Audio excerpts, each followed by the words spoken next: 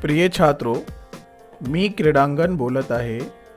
क्रीडांगणाची आत्मकथा यानी मैं खेल का मैदान बोल रहा हूँ। मराठी निबंध का प्रश्न इस प्रकार भी आपसे पूछा जा सकता है, जैसे प्रश्न है पुढील घटक तुमच्याशी बोलत आहे, अगली चीज़ आपसे बोल रही है।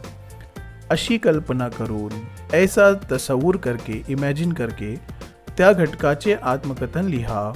उस चीज़ की आप बीती लिखना है, यानी ये कि वो चीज़ आपसे बात कर रही है या फिर आपको खुद बन जाना है।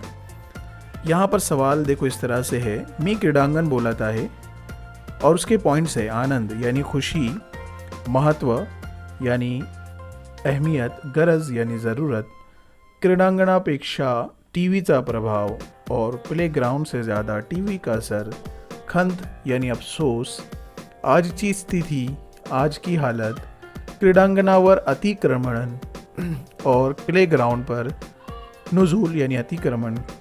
इसका उत्तर हम इस प्रकार लिखेंगे।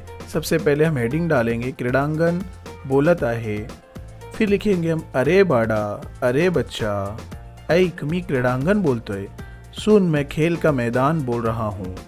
थोड्याच वेळात तुमचा स्पर्धा सुरू होतील, थोड़ी देर में तुम्हारे मुकाबले शुरू होंगे, तुम्ही आनंदाने माझ्या अंगावर हुडदाल और आप मेरे जिस्म पर आप खेलोगे, तुम्ही मुले माझ्या खांद्यावर उड्या मारत मोठे झाले, तुम बच्चे मेरे कंधों पर खेल कूद कर बड़े हुए, मी तुमचे बोलणे बालपण पाहतो तेव्हा मला खूप आनंद होतो, जब मैं तुम्हारा बचपन देखता हूँ मुझे बहुत खुशी होती है, तुम्ही जेव्हा माझ्या अंगावर विविध खेळांचा सराव करता तेव्हा माझी पाठ खूप दुखते, जब आप मेरे जिस्म पर खेलने की प्रैक्टिस करते हो मेरा जिस्म बहुत दुखता है। ये नेक्स्ट पैराग्राफ, माझे संपूर्ण शरीर दुखू लागते, मेरा पूरा जिस्म दुखने लगता है, पण मला याचे मुळीच दुःख होत नाही, लेकिन उसकी वजह से मुझे बिल्कुल दुख नहीं होता, कारण माझे अस्तित्वच मुळी तुमच्यासाठीच आहे, क्योंकि मेरी मौजूदगी और वजूद सिर्फ तुम्हारे लिए ही तो है। तुमच्या मजबूत शरीरासाठी, तुम्हारे मजबूत जिस्म के लिए माझे असणे फार महत्त्वाचे आहे, मेरा होना बहुत ज़रूरी है। माझ्यामुळेच तुम्हाला अनेक मैदानी खेळ खेळणे शक्य होते और मेरी ही वजह से आपको बहुत सारे मैदानी खेल खेलना मुमकिन होता है। त्यामुळे तुमचे शरीर लवचिक बनते और इसी की वजह से आपका जिस्म लचकदार बनता है, आरोग्य चांगले राहते, सेहत अच्छी रहती है, निरोगी शरीरात निरोगी मन वसत असते, सेहतमंद जिस्म में सेहतमंद दिल रहता है। पूर्वी शाळा सुटली की तुम्ही मुले माझ्या भेटीला यायचा, पहले स्कूल छूटते थी तुम मुझसे मिलने के लिए आते थे।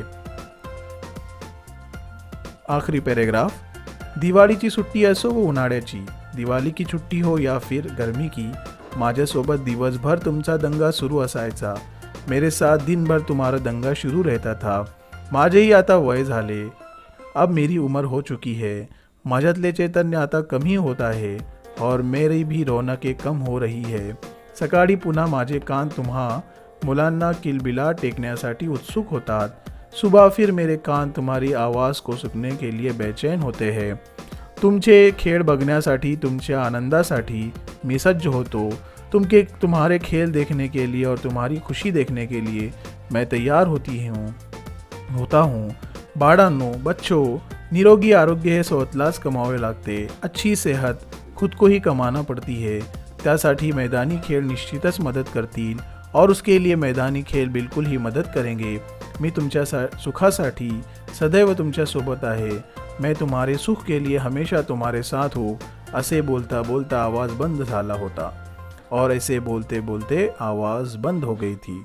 इस प्रकार हमने मैं प्लेग्राउंड बोल रहा हूँ इस टॉपिक पर आत्मकथन निबंध लिखा है।